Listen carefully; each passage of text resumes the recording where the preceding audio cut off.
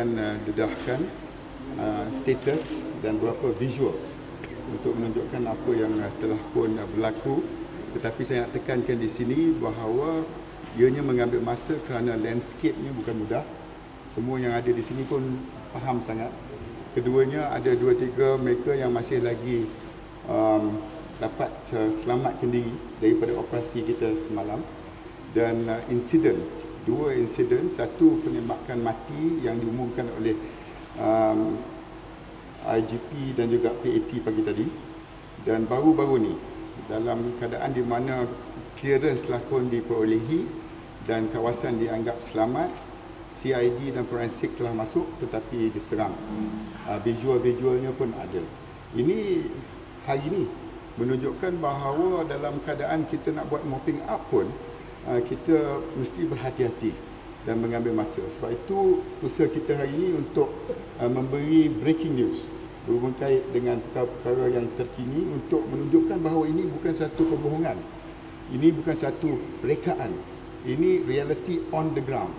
Jadi perkara-perkara yang disebarkan oleh pihak-pihak yang tidak bertanggungjawab, tak tahu apa tujuannya, janganlah orang dengar dan dipengaruhi oleh kabar-kabar angin itu. Beberapa kejadian yang dilakukan oleh beberapa pihak adalah meleset berbanding dengan realiti yang sedang dan telah berlaku di Garisan Hadapan. Saya ingin menyatakan bahawa kejadian-kejadian berkenaan adalah sesuatu yang harus diterima oleh rakyat, bahawa kita tidak seharusnya berbeza pendapat di dalam soal keselamatan dan pertahanan negara. Visual yang akan kami perlihatkan ini memperlihatkan beberapa aktiviti. Di antaranya adalah aktiviti mopping yang telah kami lakukan.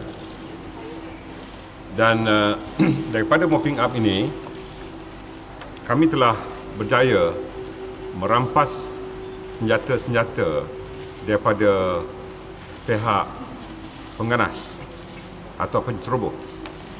Dan ini adalah bukti mayat 7 pengganas yang telah dibunuh oleh pasukan keselamatan kita. Dan ini dalam posisi yang lain, di mana mayat itu telah dikebumikan tetapi ianya telah dapat diambil gambar oleh pihak forensik Polis Diraja Malaysia.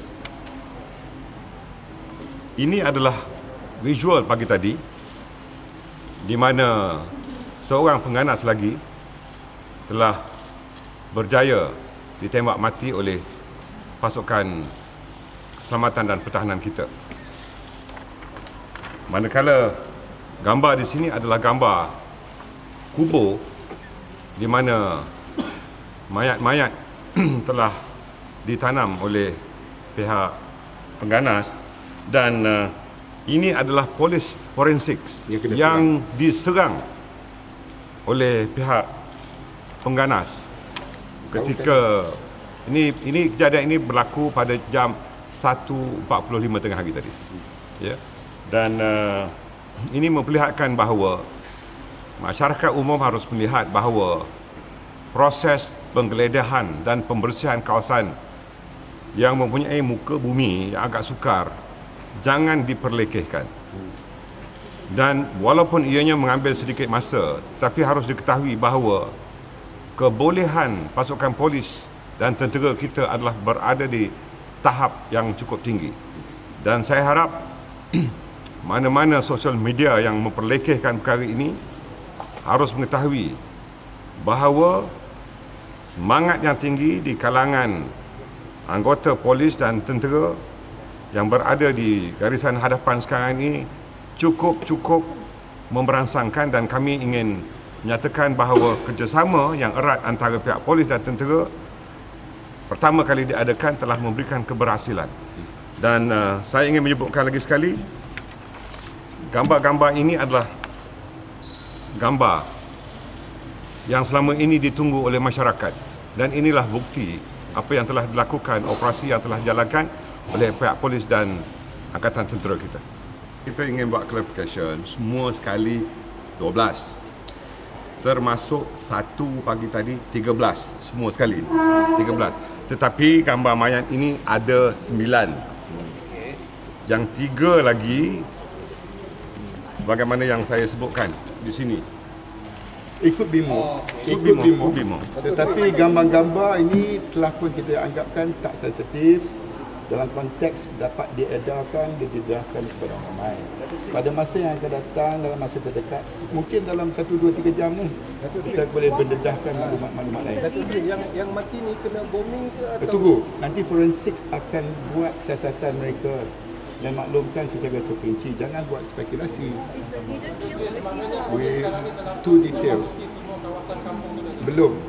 Because of the terrain, dalam situasi di mana ada juga diserang macam selalunya semua kita tahu ya, forensik hanya masuk bila dianggapkan kawasan itu selamat. Tetapi kalau diserang dengan visual yang ditunjukkan baru berapa jam tadi, dan ada juga seorang lagi ditembak baru pagi tadi, menunjukkan bahawa keadaan ini memerlukan satu pendekatan yang berhati-hati. So please, jangan kita dengar cerita-cerita di luar sana dan beri ruang untuk pihak berkuasa kita untuk menjalankan tugas mereka.